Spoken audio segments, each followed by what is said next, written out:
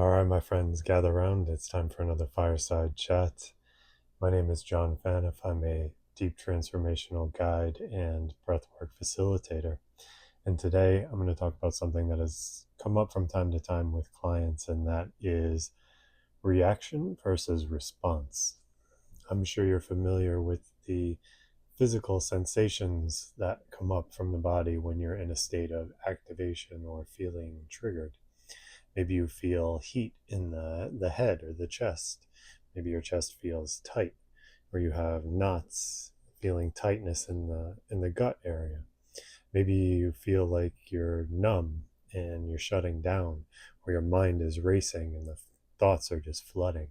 These are all signals the body gives to sound the alarm that someone or something is poking at an energetic wound from the past and you don't feel safe. This is where the react versus respond comes up with people that I work with, is how do you handle those moments where you're feeling activated or triggered?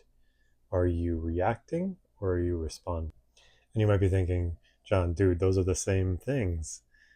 They're similar, but not the same. So what's the difference? It really boils down to whether our actions when we're in a state of activation or a triggered state, whether our actions are coming from a conscious or an unconscious place. If our actions are coming from a unconscious place, then we are reacting. And it makes sense to use that term because if we're taking action from a place likely born out of a trauma from when we were younger, either childhood or adolescence, there was a program or a coping mechanism that was ingrained, tied to this energetic response to a situation or a person. And when that energy, if it's not integrated into the body and you're still holding on to it, anytime that same thing gets poked, you're going to react from that place. And when we are reacting or acting all over again from that childhood or adolescent place, that younger version of ourselves, we might say the same things, we might do the same types of actions. It's like we're acting as those younger parts of ourselves. Even though it might be a completely different situation, a completely different person, when that wound gets poked, it's automatically going to revert back to what's been ingrained, what's been programmed. So the opposite of this is responding. And responding comes from a place of much more grounded, regulated awareness about ourselves, about the person, about the situation in general. And in order to respond to a situation or a person rather than react, it helps to have awareness around two different things. The first of which is, what is my emotional and energetic state in this moment? How do I feel? Am I totally calm and chill, or am I about to snap? And the other thing that we want to have awareness around is how we tend to react when we're in these activated, triggered states. It might differ depending on what's pushing you to that state. But knowing how we react can be helpful to make different choices so that we don't keep repeating the same actions over and over again. The problem is that if we're in a reactionary state, if we're in the fight or flight or freeze state, it becomes very difficult to respond to situation. Let's look at the react versus respond comparison through a slightly different context. So let's say you're driving a car and a deer runs out in front of you. You're automatically going to react by slamming on the brakes and maybe turning the wheel to avoid the deer. You're going to take evasive action.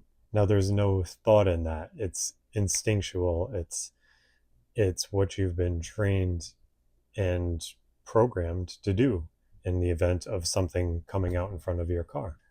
Now, look, let's think about a slightly different scenario. So let's say you're about to drive somewhere and you see on the GPS that there's traffic en route to your destination.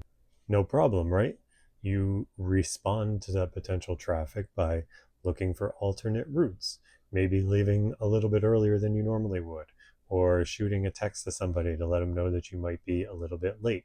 But you have the option to make different choices because you have a greater level of awareness. So, what is the difference between those two situations that relates to how we can react or respond in our own personal lives? Big differences are that in one situation, in the first situation, you don't have any time, space, or awareness to do anything other than react. It's instinctual, it's instant. In the second situation, you do have those things. You have the time, the space, and the awareness to not just drive into the traffic and sit there. You can opt to choose something different. You have the awareness that there's trouble up ahead, so you can avoid it.